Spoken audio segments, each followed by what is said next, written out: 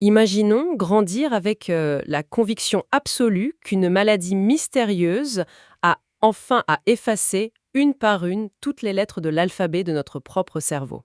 Ouais, c'est une image qui frappe fort. Ah bah oui, c'est frappant, hein. Et c'est l'explication très sérieuse et pour le moins tragique qu'une grand-mère donnait récemment pour expliquer pourquoi elle n'avait jamais pu apprendre à lire ni à écrire de sa vie. Elle pensait littéralement avoir attrapé un virus qui ciblait l'alphabet. C'est fou, hein? Mais c'est surtout très révélateur d'une époque. Pendant très longtemps, face à des défis d'apprentissage profonds, la société cherchait des explications presque magiques, quoi. Ou alors, à l'inverse, on portait des jugements moraux vraiment dévastateurs. Ouais, le fameux «il ne fait pas d'effort». Voilà, exactement. On cherchait une maladie où on accusait la personne de paresse, tout simplement parce on ne comprenait pas du tout la mécanique intime du cerveau. Et c'est exactement pour cette raison que notre exploration approfondie d'aujourd'hui est si cruciale. On va plonger au cœur des sources d'un ouvrage fascinant, Ces enfants qui apprennent autrement, écrit par la docteure Marie-Claude Gay, qui est neuropsychologue. L'objectif, pour tout esprit curieux qui nous écoute aujourd'hui, c'est de complètement démystifier les troubles d'apprentissage. Dysphasie, dyslexie, dyscalculie. Et au-delà des définitions de surface, pour vraiment comprendre ce qui s'allume ou ce qui ne s'allume pas en fait, dans le cerveau de ces individus brillants qui traitent l'information d'une manière radicalement différente. Alors décortiquons tout ça. Avant même de parler de troubles spécifiques, il y a un principe de base à établir pour, disons, séparer les mythes de la réalité neurodéveloppementale, n'est-ce pas? Tout à fait. Il y a une fondation clinique incontournable que la Drake Guy pose dès les premières pages. Et c'est vraiment la clé de tout. Un trouble de l'apprentissage implique par sa définition même une intelligence normale. Ok, donc c'est la prémisse de tout le reste. Absolument. Lorsqu'un spécialiste observe un écart massif entre l'intelligence globale d'un enfant et son rendement scolaire, cet écart n'est ni un manque de volonté, ni un retard de maturité. Ce n'est pas juste il va grandir et ça passera. Non, pas du tout. Ça découle de mécanismes d'apprentissage atypiques qui sont présents dès la naissance. En gros, le cerveau s'est littéralement câblé différemment in utero. D'accord, donc ce n'est pas un comportement qu'on peut corriger avec des punitions ou plus de discipline. Non, ça ne marcherait pas. C'est une réalité structurelle, un peu comme naître avec les yeux bleus ou bruns. Mais pour vraiment saisir comment ce câblage atypique se manifeste, il faut remonter à la première grande tâche cognitive de l'être humain. Parce que bien avant l'école et les devoirs, Il y a la parole. exactement. Comment le cerveau fait-il la différence entre un enfant qui prend juste un peu plus de temps à parler et un véritable trouble du langage? C'est une distinction vitale.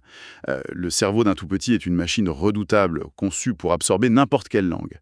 Au début, les erreurs font partie du processus normal. Je veux dire, Comme dire pestacle au lieu de spectacle. oui, voilà, ou crin au lieu de train. Ce sont juste des simplifications motrices. Les muscles de la bouche s'exercent, quoi. En général, ça se résorbe très naturellement. Mais la ligne rouge clinique, elle, se situe souvent autour de 3 ou 4 ans. Ah, 3 ou 4 ans, d'accord. Si, à cet âge-là, le discours d'un enfant demeure inintelligible pour toute personne extérieure à sa famille immédiate, là, l'orthophonie devient nécessaire. Et c'est là qu'on sépare le simple retard de langage du trouble du langage. Ce trouble qu'on nomme la dysphasie. Attendez, je me pose une question.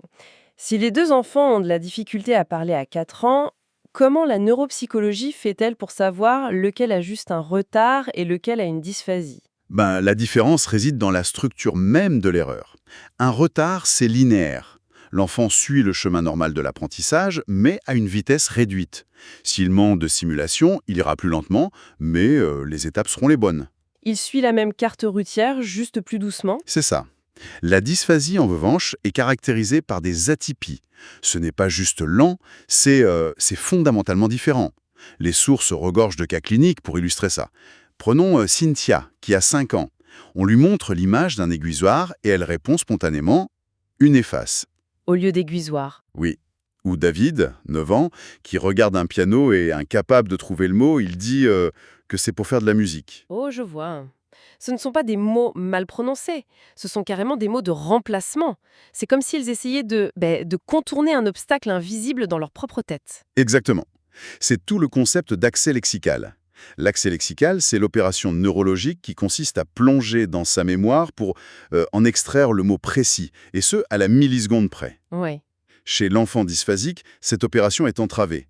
Cela produit des circonlocutions, comme l'exemple du piano pour David, ou ce qu'on appelle des paraphasies. Des paraphasies. Oui, c'est-à-dire l'utilisation d'un mot pour un autre qui appartient à la même catégorie sémantique, comme confondre un aiguisoir et une gomme à effacer, et la syntaxe peut aussi être gravement touchée. Ça génère des phrases où les mots sont complètement désorganisés, même si l'enfant, au fond, sait très bien ce qu'il veut dire. C'est un peu comme si, essayons de visualiser la chose. Si on imagine la mémoire comme un immense classeur mental. Pour une personne neurotypique, les dossiers sont parfaitement étiquetés, rangés par ordre alphabétique. Mais pour un enfant avec une dysphasie, le tiroir est juste en désordre. L'image est excellente. C'est comme si les dossiers étaient empilés par concepts flous. L'enfant ouvre le tiroir des choses qui volent dans le ciel, il veut attraper le dossier cerf-volant, mais Mais sous la pression, il tire le dossier parachute. exactement, le sens global est là, mais la précision lexicale lui échappe totalement. C'est fascinant, mais ça soulève une question importante concernant l'environnement de l'enfant. Si ce fameux classeur mental est déjà si difficile à gérer avec une seule langue, que se passe-t-il si on ajoute une deuxième ou une troisième langue? Parce qu'on entend souvent dire que le bilinguisme causerait des troubles du langage. Ah, ça c'est un mythe tenace qu'il faut absolument déconstruire. Le bilinguisme ne cause jamais une dysphasie. Rappelons-le, l'origine est neurologique et innée. Donc le cerveau est déjà fait comme ça. Voilà. Cela dit, si un enfant naît avec cette atypie structurelle, le fait de devoir gérer deux systèmes linguistiques distincts peut, c'est vrai, exacerber la difficulté apparente, car l'effort cognitif demandé est doublé.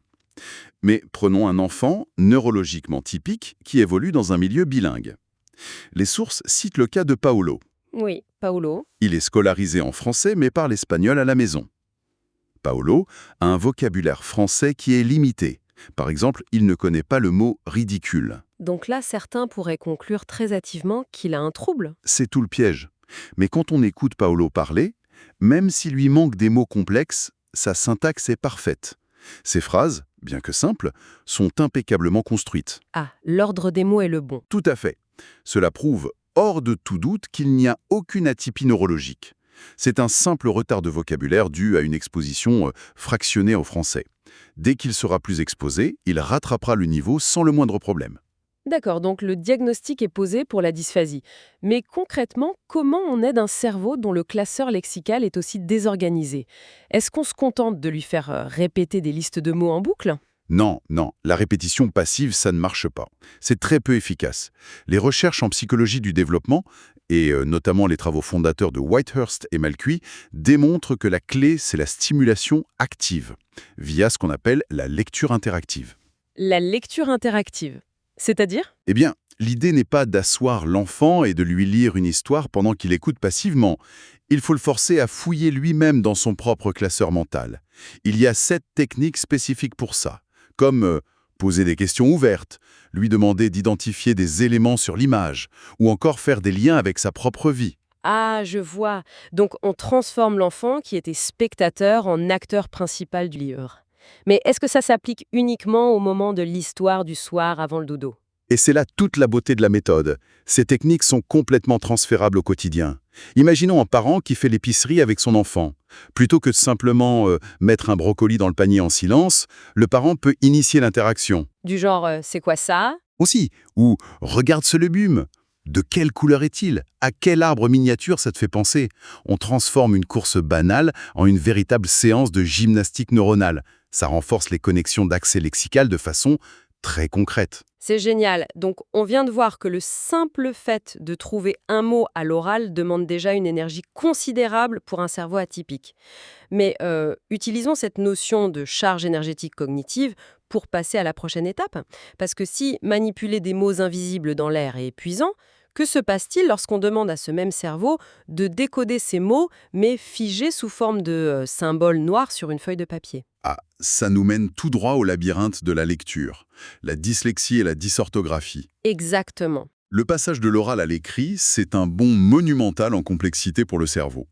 Pour véritablement comprendre ce qui achoppe dans la dyslexie, il faut se pencher sur la psychologie cognitive, et plus particulièrement sur le modèle à double voix développé par le chercheur Max Coltart. Le modèle à double voix, c'est-à-dire que le cerveau a deux chemins différents pour lire. C'est ça. Ce modèle postule que pour lire un mot, notre cerveau utilise non pas un, mais bien 2 circuits neuronaux parallèles. La première voie s'appelle la voie lexicale ou la voie d'adressage. Ok, La voie lexicale? Et comment elle fonctionne? Il faut se l'imaginer comme une reconnaissance photographique globale. Le cerveau ne lit pas les lettres une par une, il reconnaît la forme entière du mot d'un seul coup d'œil. C'est ce qui permet de lire très rapidement. Mais c'est surtout la seule et unique façon de lire ce qu'on appelle les mots irréguliers. Les mots qui ne s'écrivent pas comme ils se prononcent. Voilà. Si on prend le mot monsieur, par exemple, si on essaye de le décoder lettre par lettre, ça donne mon, si, ur. Ça ne veut absolument rien dire. Le cerveau doit avoir mémorisé l'image globale du mot monsieur pour le lire correctement. C'est aussi vital pour différencier les homonymes. Ah oui, le maire de la ville, la mère de famille, la mère avec les vagues. Exactement. Tous ces mots se prononcent pareil, mais ont une photographie écrite différente. Je comprends. Donc si cette fameuse voie lexicale-là est endommagée ou ne se développe pas correctement, c'est toute la capacité à mémoriser l'orthographe d'usage qui s'effondre. C'est exactement ça. Ce qui force le lecteur à se rabattre exclusivement sur la deuxième voie du modèle de Coltrart, Qui est... la voie phonologique ou voie d'assemblage. Cette voie, c'est le décodage pur et dur. On prend chaque lettre, on l'associe à un son, et on assemble les sons pour former des syllabes. comme BA, bas. Oui. Et c'est très utile quand on rencontre un mot qu'on n'a jamais vu de sa vie, ou un mot inventé de toutes pièces, un pseudomot comme l'ardule. L'ardule, oui, on le lit facilement, même s'il n'existe pas. Voilà. Mais imaginez si la personne doit lire absolument tous les mots d'un texte en utilisant uniquement cette méthode syllabique. La lecture devient une tâche hachée, robotique et incroyablement lente et épuisante. Ah oui, je vois. Si on reprend notre habitude des métaphores, c'est comme si la voie lexicale, cette reconnaissance globale dont vous parliez, c'était de rouler sur une autoroute qu'on connaît par cœur, on regarde le paysage, on sait où on va, c'est fluide. Absolument. C'est l'autoroute. Et par opposition, la voie phonologique, pour quelqu'un qui n'a que celle-là à disposition, ce serait de conduire sur un chemin de terre rempli de nids de poules en pleine nuit, en devant s'arrêter à chaque intersection pour éclairer le panneau de rue avec une lampe de poche. C'est une excellente métaphore.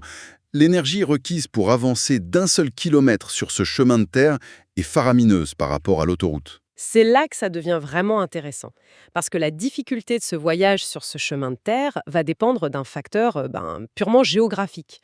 Les sources mentionnent qu'il existe une véritable loterie des langues pour les personnes dyslexiques. Oui, c'est un phénomène assez fascinant. La manifestation de la dyslexie est profondément influencée par la langue maternelle. Prenons l'italien ou l'espagnol. Oui, qui sont des langues très... Phonétique. Des langues dites transparentes, oui. Presque chaque lettre correspond à un seul son de façon constante. Donc un enfant italien avec une neuroatypie pourra compenser beaucoup plus facilement sur son petit chemin de terre, car les règles sont prévisibles. Parfois la dyslexie y passe même inaperçue. Oh waouh! À l'inverse, l'anglais est une langue extrêmement opaque. Une même voyelle peut se prononcer de 5 façons différentes selon les lettres qui l'entourent. Et le français dans tout ça? J'imagine qu'on n'est pas vraiment dans la catégorie transparente. Le français est un cas hybride très particulier, qui devient un véritable cauchemar pour l'écriture. En lecture, le français est relativement prévisible. Ah bon? Oui, les combinaisons comme AIN, IN ou EIN produiront toujours le même son nasal 1. Donc, sur notre chemin de terre, le décodage finit par se faire. Mais en écriture, c'est l'opacité totale. Parce qu'il y a trop de façons d'écrire un même son. Exactement. Si le cerveau doit produire ce fameux son nasal sur une feuille, comment choisir la bonne combinaison parmi toutes les options possibles s'il n'a pas accès à la photographie mentale du mot via la voie lexicale? L'enfant n'a d'autre choix que d'écrire purement au son, ce qui donne des résultats comme parfois au lieu de parfois ou boon avec AU pour bonne. Et ça, c'est ce qui explique le drame vécu par tant d'élèves lors des examens. L'histoire de Léo, dans le livre, je dois dire, est déchirante à cet égard. C'est un garçon brillant qui remet une copie complètement blanche lors d'un test de compréhension de lecture. 0. Oui, une copie vierge. Non pas parce qu'il manque d'intelligence pour analyser le texte, mais parce que conduire sur ce fameux chemin de terre du décodage draine 100% de son essence cognitive. Il n'a littéralement plus aucune ressource mentale disponible pour comprendre le sens de ce qu'il est en train de lire. Et le plus fou, C'est quand l'enseignant intervient. voilà, quand son enseignant, par une belle intuition, lui fait passer le même examen à l'oral, Léo obtient 100%. Ça démontre parfaitement que l'intelligence et le mécanisme d'accès à l'information sont deux choses totalement distinctes. Le potentiel intellectuel de Léo est intact. Complètement les règles d'orthographe, ils écrivent au son. Est-ce qu'on n'assiste pas à une sorte d'épidémie de dysorthographie volontaire? Je veux dire, Est-ce qu'ils ne sont pas en train d'endommager leur voie lexicale? C'est une crainte sociale très répandue, on l'entend souvent, mais la science de la cognition est formelle là-dessus. Il n'y a pas de quoi s'alarmer. Le langage texto est ce qu'on appelle un code parallèle conscient.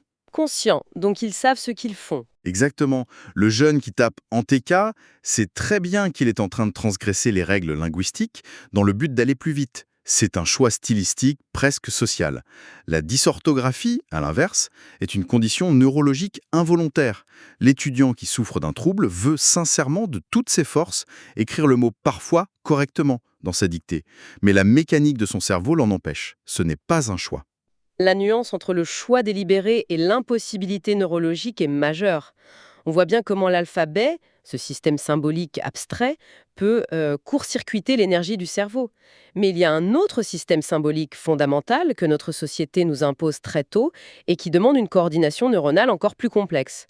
Les nombres. Ah oui, la dyscalculie. Plongeant dans l'univers des mathématiques, si on pensait que la lecture demandait de l'énergie, j'ai l'impression que les maths, c'est le niveau au-dessus. Les mathématiques représentent un défi cognitif d'un tout autre niveau, en effet. Pour qu'une simple addition prenne sens dans notre esprit, le chercheur Stanislas Dehaene a démontré que le cerveau doit jongler avec ce qu'il a appelé le modèle du triple code. Le triple code. Donc ce n'est plus 2 voix comme pour l'écriture, c'est 3. Ce sont 3 codes distincts qui doivent collaborer en parfaite harmonie. Et comment le cerveau orchestre-t-il cela face à une équation toute bête, genre 3 plus 4? D'abord, il y a le code analogique. C'est la fondation. C'est le sens profond et inné des quantités. C'est cette intuition fulgurante qui nous dit que voir 3 voitures, bon, ce n'est pas beaucoup, mais voir 3000 voitures, c'est un embouteillage monstre. Ok, donc le volume, la grandeur. Voilà. Ensuite, ce concept brut doit être traduit par le deuxième code, le code verbal. C'est ce qui nous permet de nommer le chiffre à l'oral, de dire le mot 3 ou de réciter des tables de multiplication. Et enfin, le code visuel entre en jeu pour associer cette quantité et ce mot à un symbole graphique spécifique. Le chiffre arabe 3 sur la feuille de papier. Exactement. Mais attendez, on dit souvent que le sens des mathématiques s'apprend à l'école, qu'il faut travailler fort. Comment peut-on affirmer que ce premier code, le code analogique des quantités, est inné? Comment on prouve ça chez un bébé qui ne sait même pas encore parler? C'est là qu'interviennent les études d'habituation, qui sont particulièrement ingénieuses. Les chercheurs installent un nourrisson de 6 mois devant un écran. Ils lui montrent une image avec 8 points noirs. D'accord. Le bébé regarde, puis il finit par s'ennuyer et détourne le regard. Ça, c'est l'habituation. Ensuite, les chercheurs changent l'image. Ils montrent d'autres configurations géométriques, mais toujours avec 8 points. Le bébé ne réagit pas, il s'en fiche. Toujours 8 points, donc ça ne l'intéresse plus. C'est ça. Mais soudainement, ils affichent 16 points. Et là, surprise, l'oculomètre enregistre que le regard du bébé se fixe à nouveau intensément. Oh, donc il a remarqué la différence. Oui, son cerveau a détecté un changement de quantité, bien avant d'avoir les mots pour le dire ou le concept de compter. Des études similaires montrent que même les macaques possèdent ce sens analogique, qui est logé dans le lobe pariétal du cerveau. C'est incroyable. Et donc, la dyscalculie pure frappe spécifiquement ce lobe pariétal, ce sens inné des quantités. Précisément, chez une personne dyscalculique, cette intuition fondamentale des grandeurs fait défaut ou est gravement altérée. L'exemple d'Émilie, 16 ans, détaillé dans l'ouvrage, est assez frappant.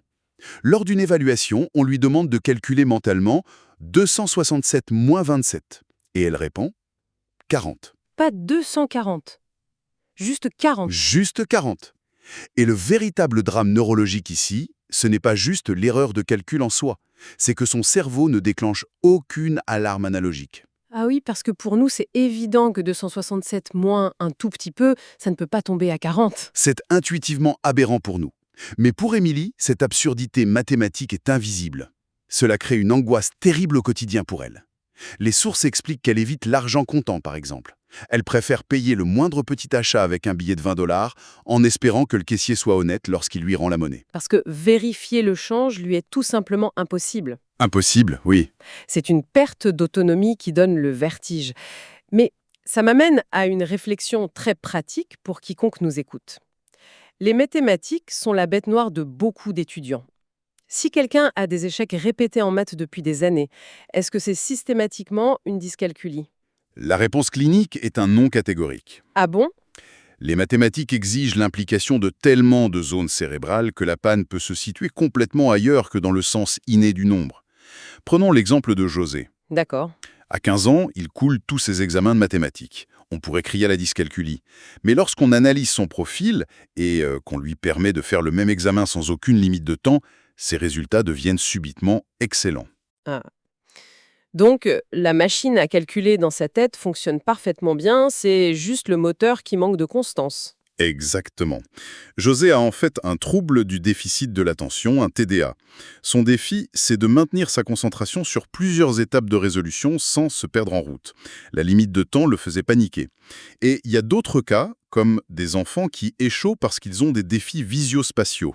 Visio-spatiaux, dans les calculs? Oui, ils font des erreurs dans des grosses additions simplement parce qu'ils n'arrivent pas à aligner visuellement les unités sous les unités et les dizaines sous les dizaines sur une feuille blanche. Et l'intervention ne nécessite pas une thérapie complexe. Il suffit de leur fournir du papier quadrillé pour guider leurs yeux.